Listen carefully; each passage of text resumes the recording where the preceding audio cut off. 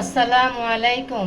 মহানবী হজরত মুহাম্মদ সাল্লাল্লাহু আলাইহি ওয়াসাল্লাম সমাজের দূর অবস্থা দেখে দুঃখ পেতেন, কষ্ট পেতেন। মানুষের নৈতিক অধঃপতন তাকে বিশেষভাবে চিন্তিত করে। বয়স বাড়ার সাথে সাথে তার চিন্তা ভাবনাও বাড়তে থাকে।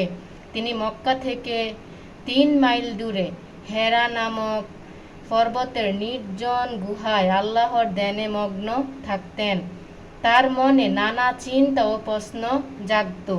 তিনি ভাবতেন, আমি কে, কোথা থেকে এসেছি, কেন এসেছি, আবার কোথায় যাব, এই পৃথিবীর সৃষ্টির উদ্দেশ্য কি, মানুষ এত হানাহানি কেন করে, ইত্যাদি।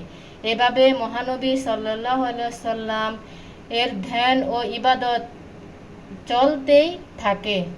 তার বয়স 40 বছর হলো। রমজান মাসের কদর রাত। মহানবী সাল্লাল্লাহু আলাইহি সাল্লাম হেরা গুহায় ধ্যানরত।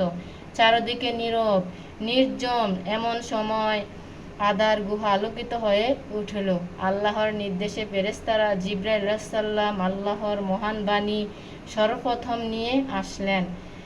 তিনি মহানবী সাল্লাল্লাহু আলাইহি সাল্লামকে লক্ষ্য করে বললেন, ইকরা, পড়ুন। পড়তে বললেন কোরআন মাজিদের সূরা আলাকের প্রথম 5টি আয়াত। সূরা আলাকের প্রথম 5টি আয়াত মহানবী সাল্লাল্লাহু আলাইহি সাল্লামের উপর নাজিল হয়।